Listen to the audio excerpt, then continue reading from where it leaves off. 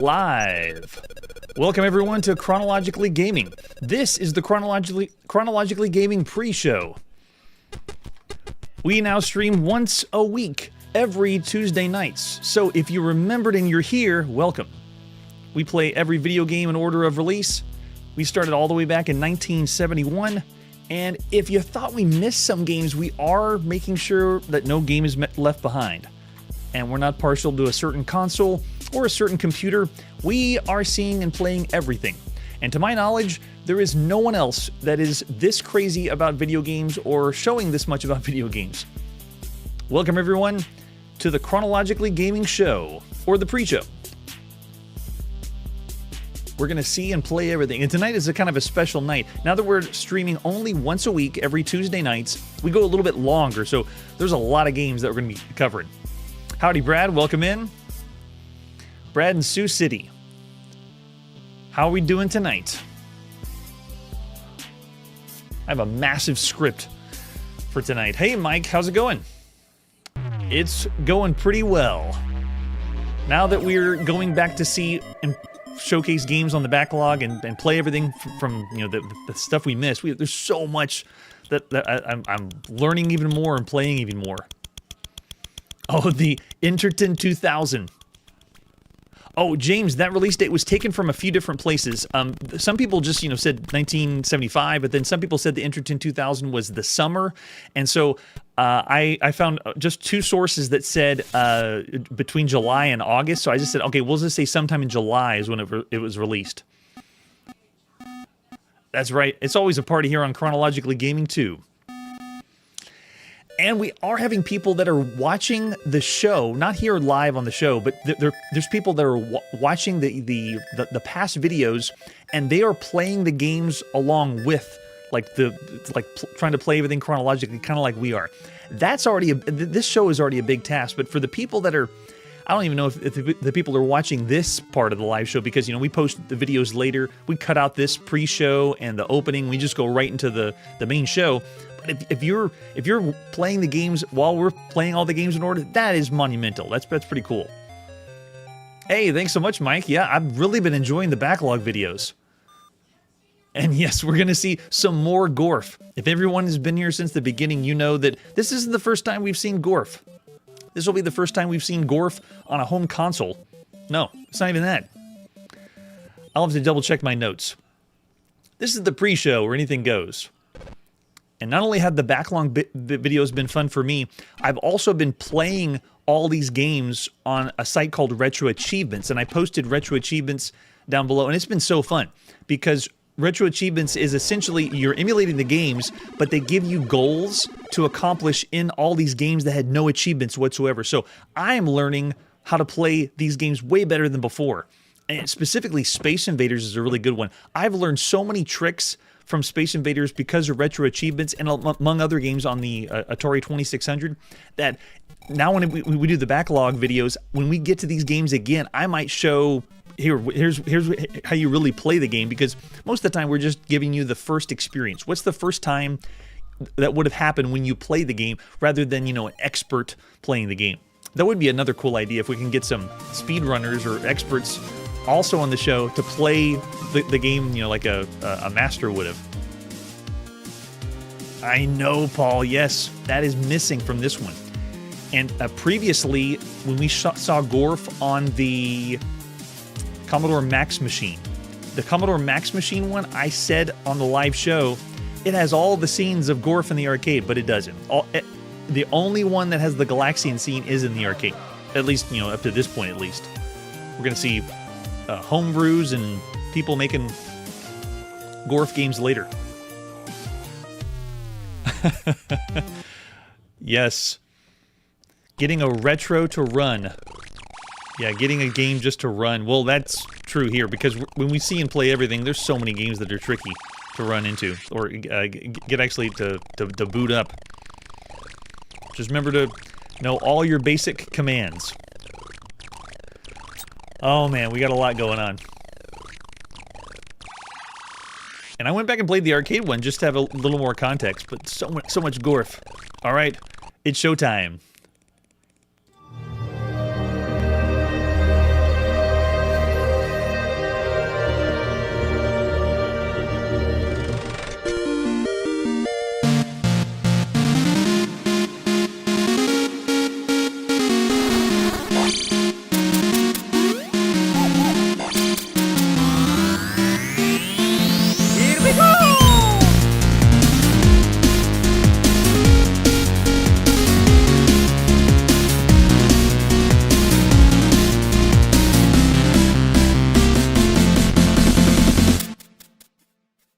Hey, it's Chronologically Gaming, the only channel that's perpetually retro because we're playing every video game in order of release. You name the game, we will have seen it. But we don't have time for pleasantries. It's time to go to 1982, December.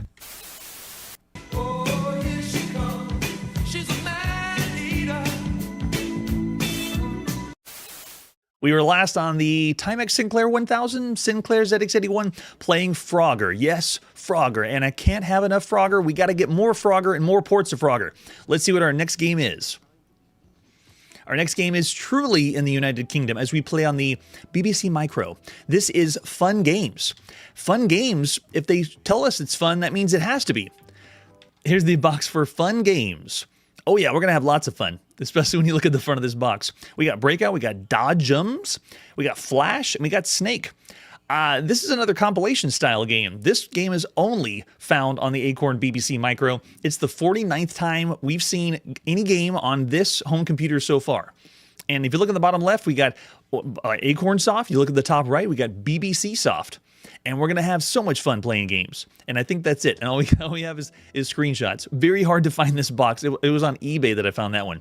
Let's pop in this cassette tape to play Fun Games on BBC Micro, Acorn Soft Limited, and BBC Software. This one is, man, oh man, lots of games that we're going to see in the beginning of December 1982, and this one is no exception. Here we go.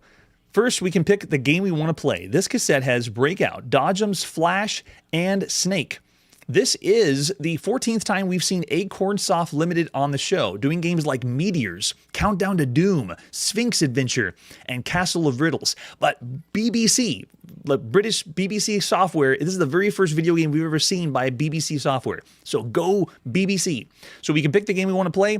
I want to go right into this. Actually, before we do, compilation games isn't new. This is the 63rd video game compilation that we've seen so far on Chronologically Gaming, and the 30th we've seen on home computers. We only check out compilations if it's games you can't get anywhere else. So, to my knowledge, you cannot get these games, standalone, but all by themselves. They have to be here, only in a compilation. The 80th time we've seen a video game where the video game has to be in a compilation or found only in a compilation. All right, let's see what Breakout is. It's got to be a ripoff of Breakout. Let's play Breakout.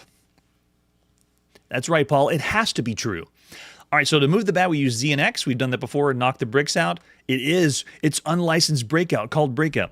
And I'll go with a large bat. Spacebar to serve, and go. Z and X just to move around. Yeah, there we go. It's just Breakout. So much Breakout that we've seen so far. This entire compilation is single player only because the British Broadcasting Corporation knows you are a nerd and you have no friends. That's why you play all by yourself. This is the 64th time we've played any Breakout variant, clone, or copy that's not official Breakout by Atari. And yep, it's Breakout. We do have a high score at the top. I don't even think it saves the high score. Well, I guess it may temporarily save it, but no like high score table or putting your name in. Unless yes, it's very Breakout. I can go ahead and just quit it. Now, if you do want to go back, you can hit the break key to go back to Breakout, hit break to Breakout, but you can't go back to select the game unless you do the whole loading sequence again. So I'm actually going to quit the whole game. Everyone has an idea of what Breakout's like. And now, once you quit the game, you have to load everything through again. I have to remind you, this loading sequence is way faster. We are fast forwarding the true experience you would have had at the beginning of December 1982. All right, let's check out Dodgems. Dodgems in plural. Let's see what this one's all about. It's arcade action. It's the same game we've seen already on the BBC Micro. Arcade Action was another game with compilations, and Dodgems was already part of this. Arcade Action, the compilation, also had a Space Invaders clone. This one doesn't have that one. So it's very similar to what we've seen before. Okay, let's go into, was that the whole game? That was so fast. Looks like it's the same control. Okay, so I'm controlling, the red car. I can hold down spacebar to speed up to my doom and crash. This is another head-on variant, the 26th time we played a video game that is cloning or copying head-on that we first saw in the arcade. And then this one's called Dodgems, which is the name that Atari, when it was brought to the Atari 2600. Yes, very head-on. I have a very general idea and understand how the game works. Go, go, go. Head-on was one of the very first times we ever were collecting dots in the arcade. Just to kind of put it in perspective. But I got the idea. Okay, yeah, so it's head-on. And so far the compilation is meh. It's all right because they're arcade-style games, but are we having fun yet? That's the real question. All right, so I'm going to quit out of it. We're going to go back in again, do the whole loading sequence. And if someone had this game, had fun games, please tell me you really didn't have to load the entire cassette from the beginning all over again. That would have been painful. All right, let's check out Flash. What is Flash? Yeah, so very mid I'm seeing from the live chat so far. Do we need instruction? Yeah, what in the world's Flash? Flash is a game of memory. Watch the screen while blocks flash in a random sequence. In the four corners, and we use R, Y, C, and B. R, Y, C, and B. Don't take too long or you'll lose the sequence. Okay, let's do speed of 5 and see what happens. Oh, Y, Y, R. Oh man, it's Simon. Y, R, Y. It's once again Simon. This is the 14th time we played Simon so far. Or something similar to Simon. Simon Says. You know, this one's just true Simon. Or Touch Me if you're Atari. All right, so there you go. That was that one. I went ahead and quit out of the game. And let's see what the last one is. Part of the Fun Games compilation on the BBC Micro. I'm not really having fun. Maybe slightly amused. All right, so number 4 is Snake. Let's check out Snake. I'm sure everyone knows what this one is. Come on, Snake. Everyone's seen Snake. Guide your snake to the letters, but don't run into yourself or the boundary. So we have Z / X and colon? What? All right, I'm making sure I have my... Okay, Z and X makes sense, but X and colon. All right, so I think I got it. Do you want to... Yeah, let's do a slow game. Good gosh. All right, ready? Let's see if we can get this to go. Okay, there we go. So you're just guiding the snake to the letters. All right, I see. Interesting, though, they're not having us... You can push the button to go back into your snake. That's terrible. And then you restart after that. They have 4 different directions, which means sometimes we played snake games where all you need to do is, 2 buttons to go left and right. Uh-oh. What does that mean? It even has a time limit of how long it takes for you to pick up all the letters. But it's Snake. Slightly different than light cycle style games. Keyboard controls only though. Man, it's very difficult. All right, so here we go. Let's go to the right. Yep, Snake gets longer and longer. How many quid did this cost back in December 1982? Oh, I missed it. Go. And then you can miss it and go to the next one. All right, I think that's a good showing of how much fun you can kind of have with fun games. Thank you for playing fun games. Everyone had fun. So of all the games you can play right now on all home computers, compilations are kind of rare here on Chronologically Gaming. We don't check out that many compilations. When we do, though, we are rating the game against everything you can play on the home computers, even though you're getting 4 games in one. Now, I would definitely say Arcade Action, which was another compilation we played, was a better deal because it had Space Invaders and a few of these other ones in there. The keyboard control only is what's bringing this down, and it did rip off Breakout, which is admirable, but that's not the first time the BBC Micro has ripped off the names of other games. I'm already seeing people throwing out some ratings for this game against every other computer game you could play out there. James is saying 2.5, Mike's saying 2.5, 2.5. Actually, very generous. M. Tisky saying 1.5.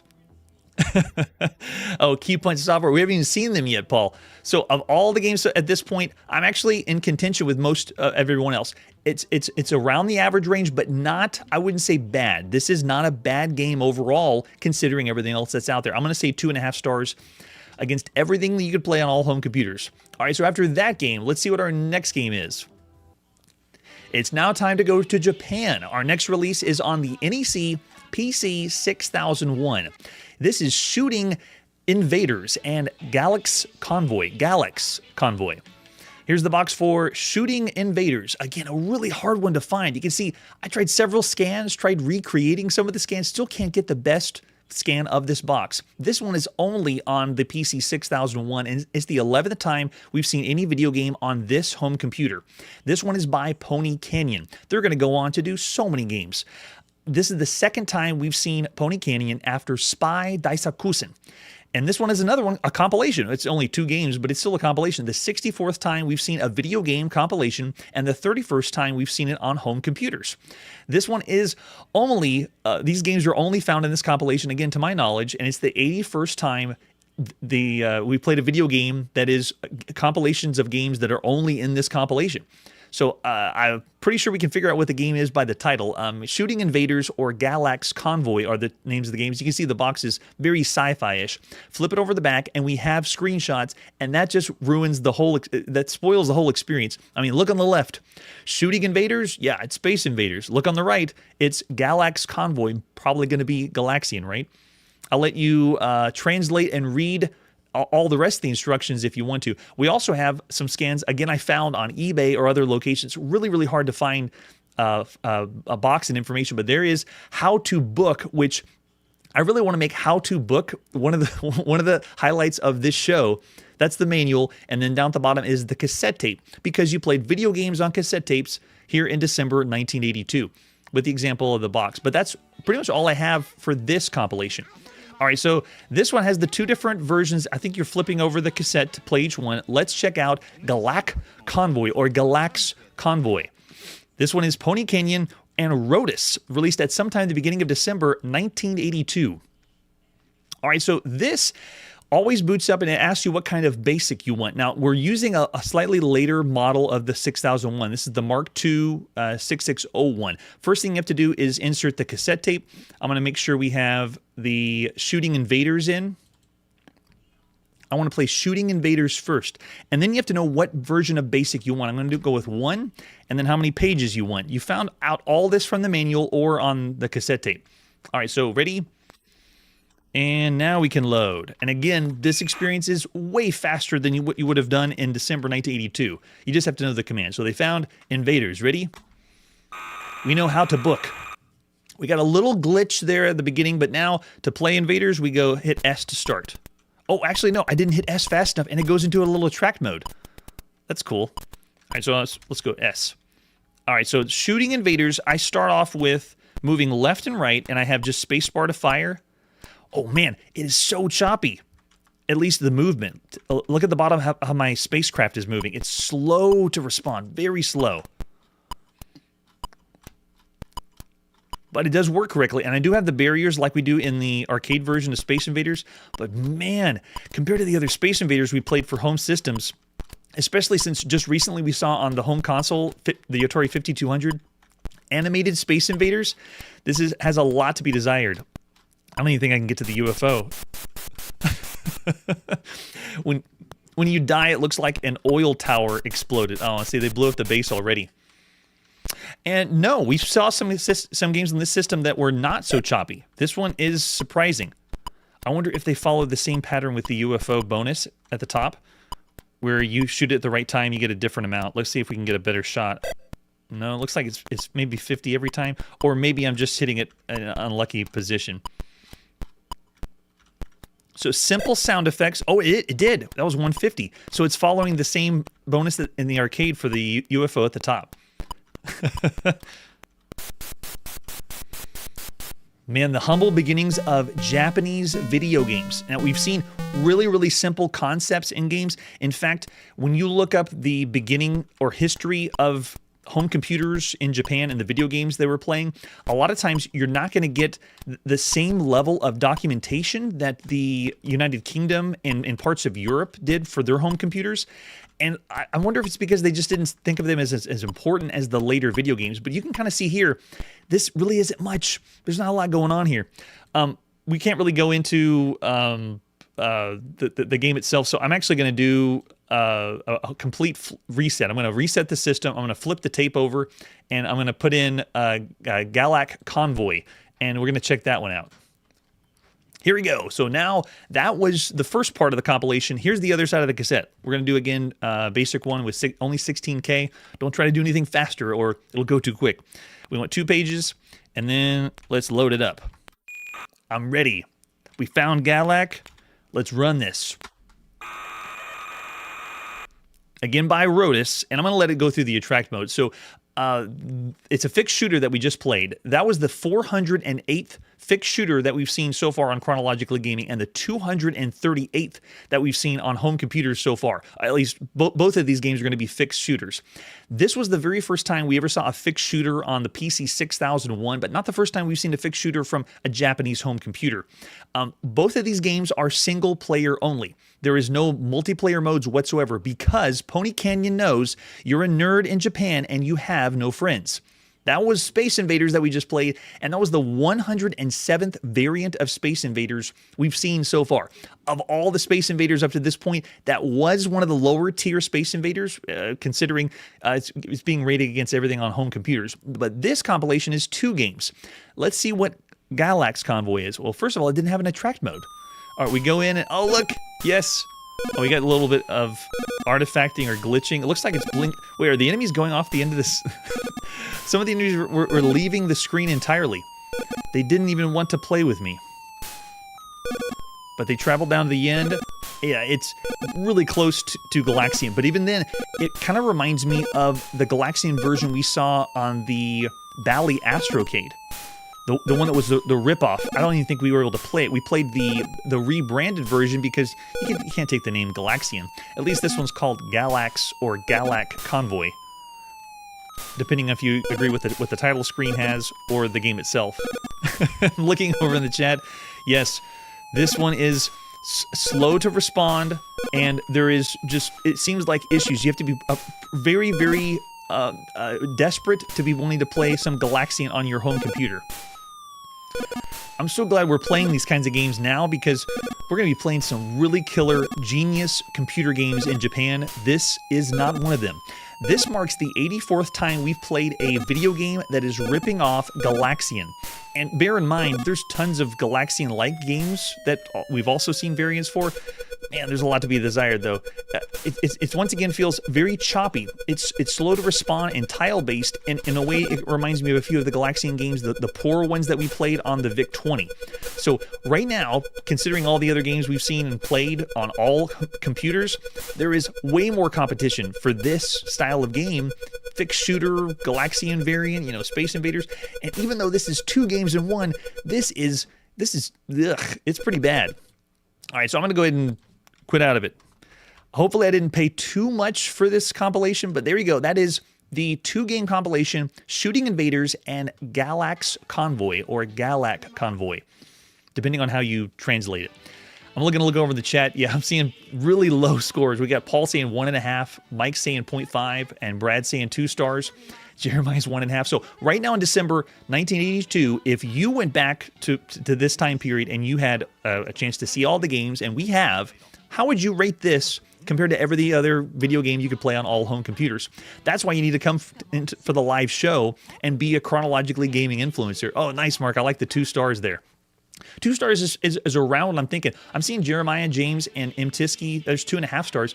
Ooh, Brian's saying 1 star. So I actually am going to say this is a bad game. We consider a 2-star game a bad game. I'm going to say 2 stars. I won't go lower than that because there is some worse video games we played on home computers that only have 1 game. But you have 2 bad games, so I'll give it 2 bad stars for all the games you could play on all home computers. All right, after that game, what in the world's going to be next? We are back in North America, and the next game is The Game of Jericho for the Apple II. Let's check it out together because this is a game that I have no information on. There is some screenshots I have, but there's no box. There's not a lot of information for this one. Let's go to our Apple II and pop in this disc to play The Game of Jericho. This is John Barger and Davka Corporation, released at some time in the beginning of December 1982. This is the 438th game that we've seen for the Apple II. That is a lot of Apple II games. And you can see this one, the only one I could find was a cracked version. So I'm glad someone cracked it so we can play and see what this game is. Have a nice screenshot. Way to go, Yorn. Davka Corporation. Very first time we've seen anything by Davka. And there's the address, very nice. And the very first time we've seen anything by Yorn or Yorn Burger. All right, do we need instructions? Yes, we do. It says when we hit a wall, you'll get 100 points. A general disappears. The spy lose 100 points. You get a new row. A shield absorbs the blast. All 7 walls, you get a new board. Okay, everyone understand it? Looks like we have the control sound. We can turn it on and off. And spacebar is to shoot lightning. Nice. We'll see if this is historically accurate or not. And we can use the paddle too. All right, so we have 2 versions of the game. Easy version and hard version. Let's play the easy version since it's our first time. And we got our paddles plugged into our Apple II to play. Yes, we do want paddles. Paddle me. Ooh, nice. Okay, so paddles are in. I'm just going to let it play itself while I explain the games. The player takes the role of Joshua as the Israelites conquer the Canaanite city of Jericho. The player controls Joshua, who can move horizontally about the bottom of the screen and fires lightning bolts. There it is. Vertically toward the walls of Jericho.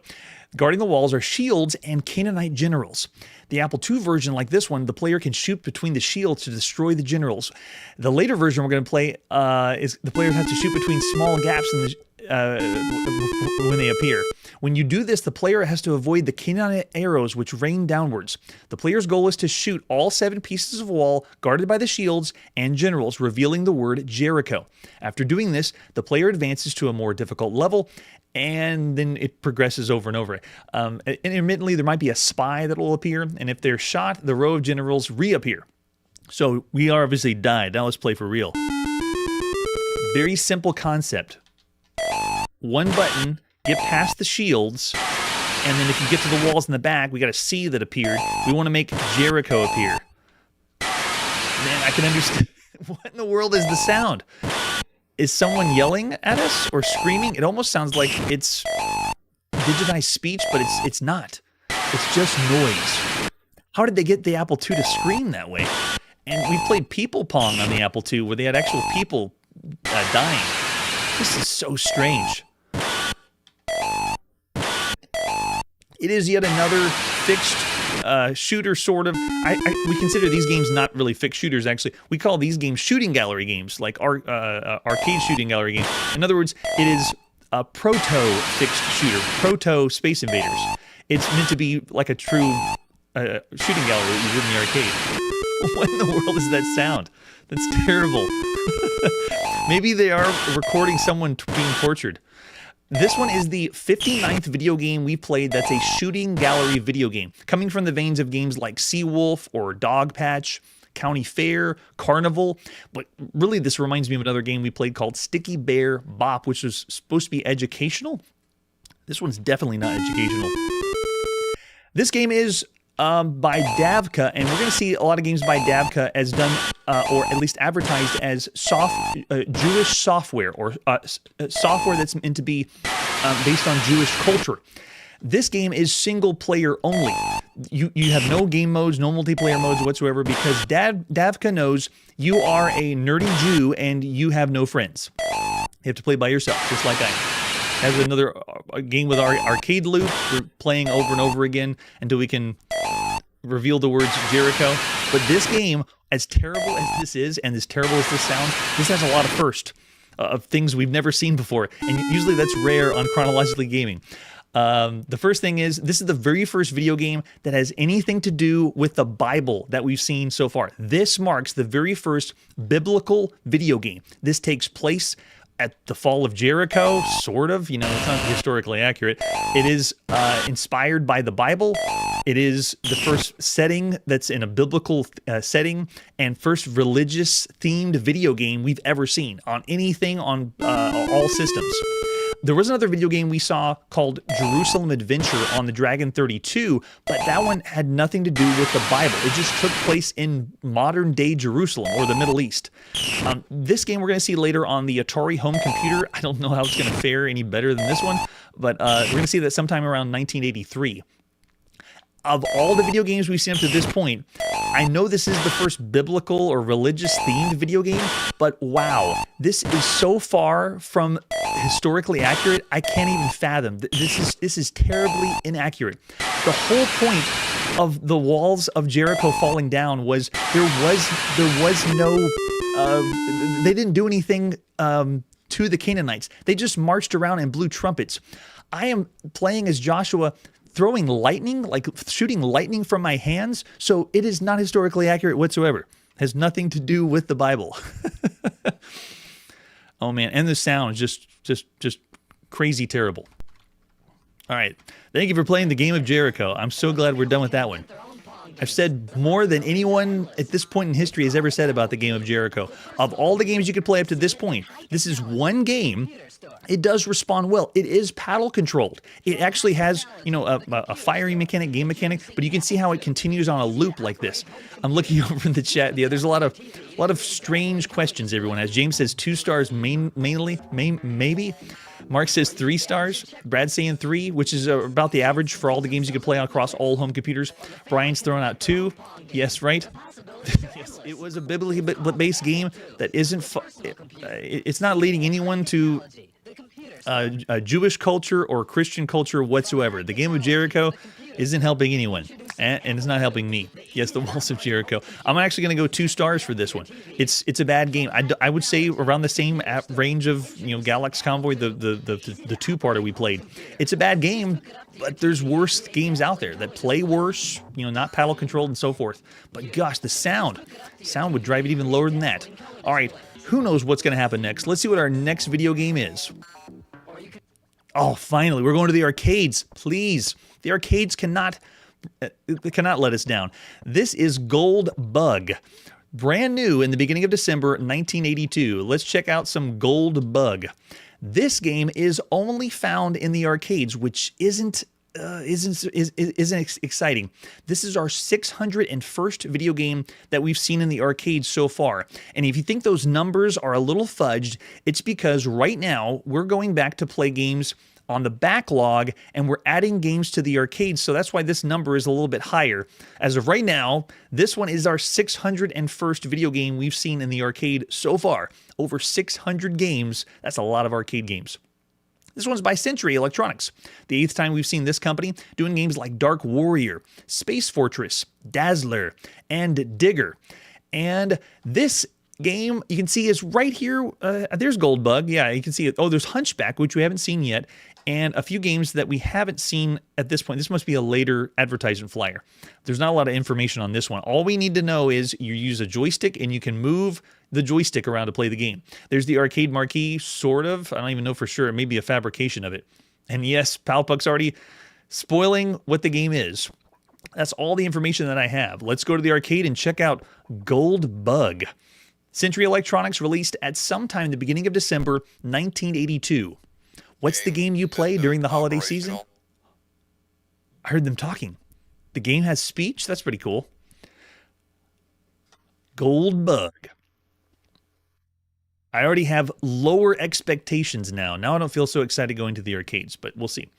This one, to my knowledge, is only Century Electronics in the United Kingdom, so released UK or Europe region only. And look at that. I'm going to let the attract mode play out. We dig out the gold. It tells us how to play. We get the gold and gain points. After we get the gold, we can dig in the ground and gain points. It says reds for instructions. You're going to fill all the trucks at the bottom with all the rocks. So we're actually collecting rocks. Bug kills everything. Avoid all monsters. Dig out all the gold. The silence is scary. Then chase the monsters and kill them. When they're white. So the monsters are, looks like they're going through the walls just like in Dig Dug. Man, such a copy of Dig Dug. And there we go. We got the treasure. 1,000 points. It is good. Try it yourself. Feels like it really didn't release in the United Kingdom with the way that it's translated or speech is there. I don't know about that, Brian. We're going to see about that. Man, oh man. It's Gold Dug. I love it. All right, so I'm speechless. So far, the attract mode does not make me want to put a quarter in, but let's try it anyway. Ready? And go. If you get gold to eat white monsters and use the joystick, and yes, I can. I use the joystick. I am digging myself around. I can make my own path. Get the gold. Very nice. When you get the gold, the monsters turn white and they run away from you. I see. If I get this one, the monster flies out and destroys him. Yes, and you get bonus points for that. What happened, Dig Dug? I thought we would see really, really cool games, but I guess it's totally trying to rip off Dig Dug. Well, I tell you what we'll do. Let's just release the let's destroy the monsters, release the bugs, and then wait a second. All the gold's picked up. Hold on. Why am I not finishing the stage? Wait a second. You don't finish the stage by picking up the gold pieces? You finish the stage by loading your rocks up at the bottom of the screen. You have to dig enough for the rocks to fill up all of the minecarts. What a slog. All right, let's see if we can release this monster. Eat him. Yes. Well, that was satisfying. I don't think it's going to help me get any more of the rocks, though. Yep, not good. If you dig or if you're open, it seems to be just as slow as the other games. So obviously not nearly as polished as Dig Dug. Fill out the ground or fill the trucks. Okay, so that is the goal. The goal is, it feels like work. We're filling up the trucks at the bottom. We're actually doing the work of a digger. So it's not as fun as Dig Dug. Plus, I have no button to use. Now, if this looks really familiar and you've been paying attention to Chronologically Gaming, this is really similar to another game we've already seen. This is just like Digger by Century. It's pretty much the exact same thing, but I don't have a power-up to shoot or throw at these guys. I have to... Come on, fill it up, quick! Oh, run to the flag? No way, I'm not done. After you fill up all the carts, then you have to go to the top left where the flag is, which the flag looks like it's in very low res. And I am exploring and learning this game along with you. I'm speechless. So this marks the 19th video game we've seen so far that is an arcade digging game made popular by games, like Dig Dug. In a way, it's also related to the kind of arcade maze games we played, like Pac-Man. This is the next evolution of games like this. If you do want to play with two people, you can, and it's our arcade hot seat multiplayer game. So if you put enough money in, someone else can play, but we're going to take turns. You don't get to play at the same time. All right, this time I am not going to pick up all the gold nuggets because I know that the enemies are just going to come right after me. The enemies are supposed to be bugs, so it is another video game where insects is one of the themes of the game. Someone in the chat said Jericho's looking better. I don't know about that. This is more complex than Jericho. I'm not learning anything about the Bible, though, in this game, so that brings this game down. I can pick up this one and then start destroying some more enemies. It has that classic arcade gameplay loop. We keep going level to level. And go for a high score. Oh, and they just came out the invulnerability. Okay, so it looks like I can still go on the 1/4. That's pretty nice. This is yet another video game where it has public domain music hidden in the game. It's very little. I was actually expecting this game to talk to us more because the game booted up with speech. Where's all the talking? I don't hear anything. But I know we're going to die now. Let's see if we can get the bugs to attack them. Nope. And we died again. Not only is this a digging game, this is a variant of Dig Dug. At this point on Chronologically Gaming, here in December 1982, this is the 8th video game that we've seen so far that is a ripoff of Dig Dug. It's the 6th time we've seen a Dig Dug game in the arcades, or a Dig Dug clone in the arcades. What's going on with my control? This is all out of whack. I can't put my... Whoa, it's like there's a delay. No wonder I was having some issues with the... It feels loose. Yeah, I'm not going to get my time in. Let's just put C in for my name. Fine, whatever. Here in the arcades, you could be playing games that are like Dig Dug, like Robbie Rodo, The Pit by Century, not Century, Electronics. There's also Mr. Do. Mr. Do is in the arcades right now to play. Wiping's another game we played that's kind of like Dig Dug, the same kind of idea. And then Digger that they did, I still say Digger is still It's kind of all the games you could play. This is all right, but when you think of everything else that's in the arcades right now, Donkey Kong Jr., Mr. Do, real Dig Dug. If this arcade cabinet was right next to Dig Dug, you'd be playing Dig Dug instead. I'm looking over the chat. I already see some people throwing out some ratings. Jeremiah saying 2.5 stars of all the games you could play in the arcade right now. So this one's going to be rated against everything else you could play in the arcades right now up to this point in December 1982. Man, Gold Bug, it's okay. It's all right. James is saying 2.5 to 3. And then, Charlie's in. If you're a fan of Dig Dug, maybe you like it. 3.5 stars. Mark's saying 2 stars for an arcade game. Yeah, we're not comparing the games tonight. We're comparing against everything we've seen so far. Brian's saying 2.5 stars. Brad's saying 3. Gold Bug, I actually like this one a little bit better than Digger. It's just slightly better. But I'd still say of all the games you could play that are in the arcade right now, I'd give this one around the average range. 3 stars for all the games that you could play in the arcades up to this point. It's not broken. I will not say that it's a bad game either. It's just average for everything you could see and play up to this point. And by the way, average is okay because in the arcade there's games that we have played that are bad. Check out our spreadsheet down below of all the games we've ever played to really see how bad it could be.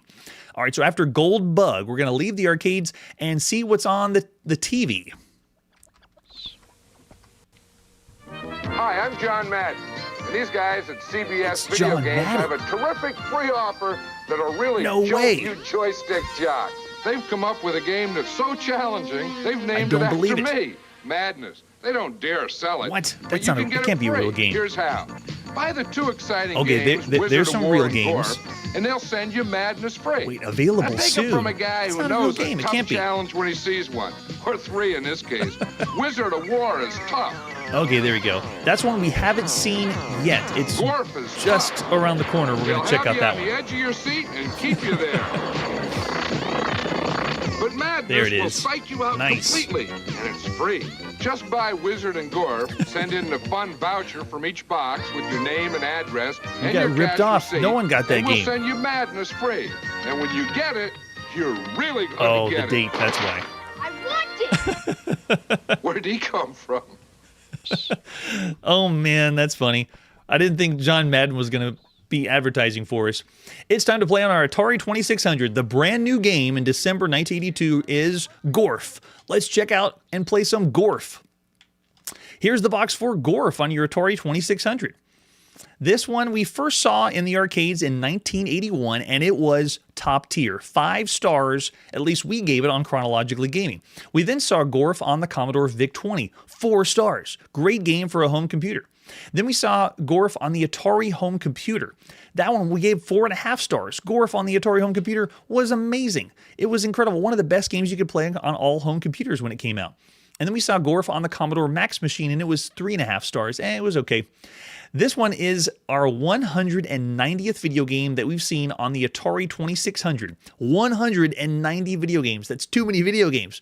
Atari needs to stop. Please, someone stop them. This one's brought over by Dave Nutting Associates, and it's the 30th time we've seen this company bringing us games like Baby Pac-Man, Wizard of War, or the incredible Wizard that it was on the Bally Astrocade. They also brought a Seawolf and Gunfight, and in the arcade, we saw Bally Astro. Most of the games that they've done have been in the arcades, but they did also games for the Bally Astrocade and then a few on home computers. This is the very first time that Dave Nutting Associates has done a video game on a home console. So welcome to home console world, Dave Nutting Associates. This one is by CBS Electronics, the 6th time we've seen this company after doing games like Othello on the Texas Instruments home computer, Donkey Kong on the Atari 2600, Smurf on the ColecoVision, Zaxxon on the Atari 2600, and Carnival on the Atari 2600. So CBS Electronics has already given us some games, but here in the holiday season, they're really trying to pump out some more games. All right, so this is the home version of the arcade version. So we're going to be seeing, hopefully, arcade quality action. The box looks pretty good. Flying Gorfs, deadly droids, kamikaze invaders, laser attackers, and neutronium ships are descending on planet Earth. Yes, we need help. Time is running out, Space Cadet. And it tells us that we have 4 screens, not the 5 that you would have seen in the arcade. That's one of the reasons Gorf was so good in the arcades. 5 different games, and I loved Gorf because it was a hit. It was like a history of video games. They start with Space Invaders-like, and then they have a Galaxian-like, and then they have a boss at the end. So it had great replay value. I loved it in the arcades. The fate of the planet depends on you. Let's see the other artwork we have for Gorf. We have the original scan and then, ooh, fancy reconstructed. I like that they put the screenshot of the game there or showed the gameplay in action. Very, very nice. CBS Electronics has already given us a few things, you know, that they've on the Atari 2600. Donkey Kong was a big one, but that was in, I believe, PAL regions that they did. And in the chat, yeah, Jeremiah is saying they had some nice games. 2600, yeah, that's right, and Coleco, mixing it up depending on what console you're on. All 4 screens that all the other systems have. So everything we've seen to this point that you could play at home, Gorf had 4 screens too. So it's not subtracting from everything else you could play at home. It's only the arcade that's better as far as screens go. Here's some ads we have for Gorf. This one is from France, I believe, showing more of the artwork off. And look, there we are playing Gorf on our television. Oh man, CBS Electronics brings us, and there's the other ad that has John Madden explaining the CBS video game plan. You can buy the games, and then you'll get a point of purchase. And you can join the, I believe, the contest they have going on is you can actually win, what is this, first promise drive, $3 million during the first 4 weeks in December and January. At least this ad is. So again, more games giving you money is awesome. There's our Atari 2600, and here's the cartridge, Gorf, that we're going to pop in on our Atari to play. More games for the Atari. You can see you had the different missions, but you don't use the game select switch. You just play the 4 screens. Joysticks ready, and then go. There's an alternative box and an alternative cartridge with an example of the screenshot. Let's see how to play Gorf. How is Gorf gonna work on the Atari? Gorf. Man, the artwork is pretty good. Explains how to set up our system right here. Plug the joystick into the left side, start the game with the reset button, and then the red fire button for your joystick. Seems pretty simple, right? Message from Interstellar Space Force Command. By the time you read this communique, we of the Interstellar Space Force Command will have been destroyed. The evil Gorfian Empire has launched an all-out attack. You are Earth's last hope. Your assignment is to repel the invasion and launch a counterattack. And we've seen this before. I'll let you read more of the story by yourself, but we do have some lore. The object of the game is to accumulate points by destroying various types of enemy spacecraft you'll encounter as you attempt to complete a variety of space missions. Haven't heard that one before. Also notice there's no game modes. There's no multiplayer options. This is a single player only game, and there's no game variations whatsoever. It's just reset and play, because CBS Electronics knows you're a nerd and have no friends. You begin each game with a fleet of 5 fighters. Only one fighter can fire out the enemy at a time, and you use the joystick and red button. They don't have to explain anything. It's very simple. This breaks down all the different scenes. We have the Astro Battle scene, very similar to Space Invaders. The laser attack scene. So they skipped the, oh wait, no, it was laser attack and then Galaxian, I believe. And they skipped that one. So we have Space Warp, which has much to be desired. They're explaining right here above my shoulder what everything looks like on the screen. Then they have the flagship scene with the Gorfian flagship.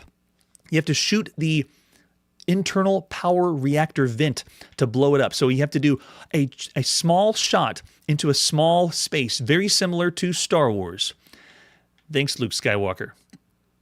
And then the game ends when all your interstellar space fighters have been destroyed. In other words, you just keep going. Go for that high score. There's 9 levels of mission sequences. And after that, we wish you luck in the toughest level because you'll need it. Right here above my head is the scoring. We got to know what the scoring is in December 1982. And we have the field promotion schedule. Shows you which missions you completed and what rank you have. If you get to 20 and up, you're a Space Avenger. That's pretty cool. All right, so there you go. The manual for Gorf. The other version we have is the PAL region version. We're going to play the first one here in North America. It's Gorf, done by Alex Levins. CBS Electronics, Dave Nutting Associates, released on your Atari at the beginning of December 1982. It's Gorf. Oh, man. So we've already seen another game by Alex Levins. The second time we've seen this developer. Way to go, Alex. He did Crazy Climber on the Atari 2600. Second video game we've seen by him. All right, so this one is yet another fixed shooter. I'm just going to go right into it, hitting reset because there's no game options. It's just go. There it is. We're in. And there's Gorf. The first game mode is something glaringly missing. Where's the force field? That's what made this different from the actual Space Invaders. Oh, it looks like I'm already going to lose. Like, because I don't have a force field. And okay, it's pretty self-explanatory. Can I wait until they go to the bottom? Oh, I can. There we go. And then first scene is done. Second scene has the laser attack. It almost makes me feel it's slightly like Galaxian because enemies are flying down. But you have to destroy all the enemies here. I'm getting some pretty good luck. Sound effects, though, are okay. Part of the course for an Atari game. Yes, the flashing is pretty bad. If you're here watching from the live show or later in the video, if you have a sensitivity to flashing lights, I recommend you don't watch this show because a lot of these video games have lots of flashing. Gorf is no exception.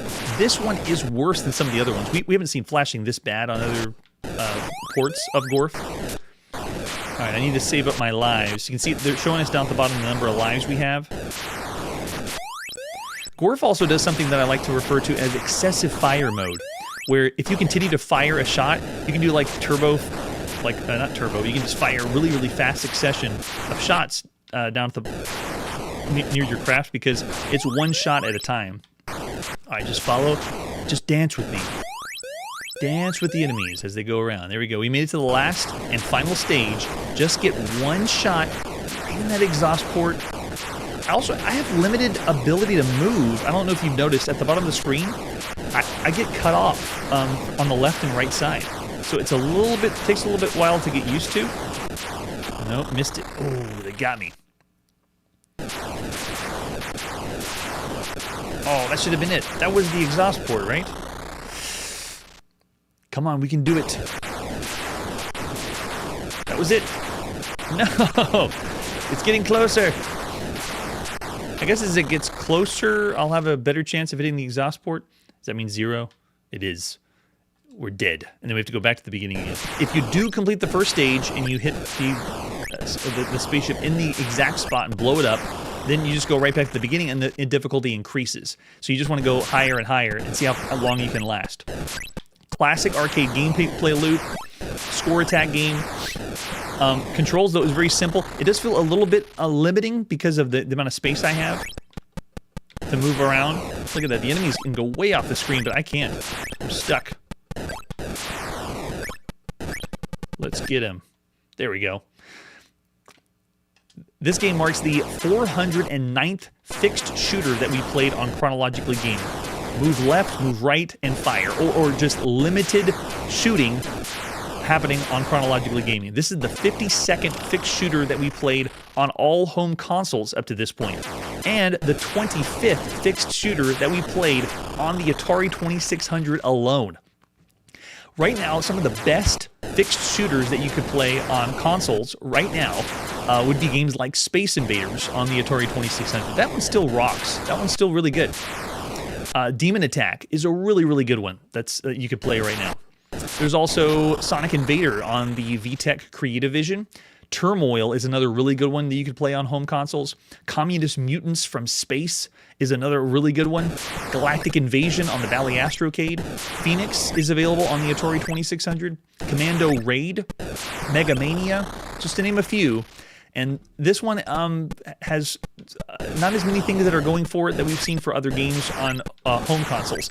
I would say this one is a different port than the arcade, obviously. We're not going to get a true Gorf arcade port for a long time. But I'm excited to see anyone that's trying to rip off Gorf or play anything close to Gorf to see what it's like or the differences. Oh, this isn't good. I don't know how I pulled that one out. But the 4 different game screens keep it fresh and new because on the Atari you really don't have too many games that have several different game modes or game screens that you can play. But on home consoles, we played other games that allow you to have, for different screens or modes. Oh man, the action's intense though, and the sound's pretty good. I like that. Yeah, you can still have a lot of fun with this one. The cartridge size for this is a 4 kilopower cartridge, which is right now the maximum size cartridge on the Atari 2600. The maximum cartridge for all games ever is 16 kilobytes. But this one's far from that one. The first game mode, the Space Invaders mode, this is the 107th Space Invaders game, or rip-off of Space Invaders that we played thus far. And as far as the other game modes and how this plays as far as shooters go, this one is better than some of the other things we've seen so far. So I'd like to give you some context of the rest of the games you could play on home consoles that this is better than. So if you look at this and you don't think this is as impressive as Gorf, it actually is okay. This game is better than Warp Lock on the Atari 2600. This is better than Space Armada on the Intellivision right now. This is better than Condor Attack, big time. This is better than Alien Invaders Plus on the Magnavox Odyssey. This is way better than Snake that's on the Atari 2600 and Rescue Terra 1. And I would say Deadly Duck. This Gorf is better than Deadly Duck and Cosmic Creeps and Carnival on the Mattel Intellivision. This game could have been more fun and better or more impressive. I'm wondering if it was rushed to release because I don't find it as nearly as fun as something like Demon Attack or Phoenix or the other fixed shooters that are the top tier quality games for the Atari. But I'm looking over the chat right now. Everyone that's here for the live show, Mtisky saying 3.5 stars, which means an above average game for all the games you could play on all home consoles. Mike saying 3.5 to 4. Yes, I know they could have done so much more with a larger size cartridge. And then James is saying 3 to 3.5. Even without the shield, Brad's saying 4 stars of all the games you could play. So while this game could have been great because of the different scenes, the way that it's executed, the amount of flashing and flickering shows that there's a lot of rushed work to get Gorf out. So it could have been a lot more fun. I still would consider this just average, an average console video game that you could be playing right now. I'm not as impressed because of the other shooters that we've seen and played so far. They have more replayability. The score attack and getting in that flow, it just doesn't have the same effect that Gorf does compared to the other ones. So I see Paul saying 4 stars. Oh yeah, for the Atari 2600. If this was only for the Atari 2600, that would be a different story. But we're comparing this against all home consoles right now. Jeremiah is saying throwing up 4. Oh, Jeremiah is saying he prefers this to Demon Attack. Wow, and a Phoenix 2. Interesting. So I didn't find it as appealing as those games. Mark's saying 3.5 for nostalgia. Very nice. So I'm just going to say average. I actually don't want to call this a above average game for the games you could play on home consoles. I see 4 stars. Also from Paul and Jeremiah saying 4 too. Fascinating. Yeah. So I'm calling it 3. 3 stars for all the games compared to all the games you could play across all home consoles right now. Gorf is good. It's just not as good as some of the other games that we've seen or played on home consoles up to this point. All right, so that's where we got to put our video game playing on pause. Thanks everyone that's joining me live on the show, being a chronologically gaming influencer and pretending like it's December 1982, where we're seeing and playing these games for the very first time. I really appreciate everyone that's watching the show later, leaving comments, letting me know about games we missed, or letting me know about any tips and tricks as we play these games as well.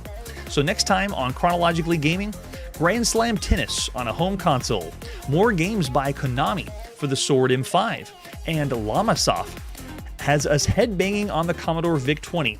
That's it for today, and like I always say, Gorf is just frog backwards, so maybe it's related to Frogger?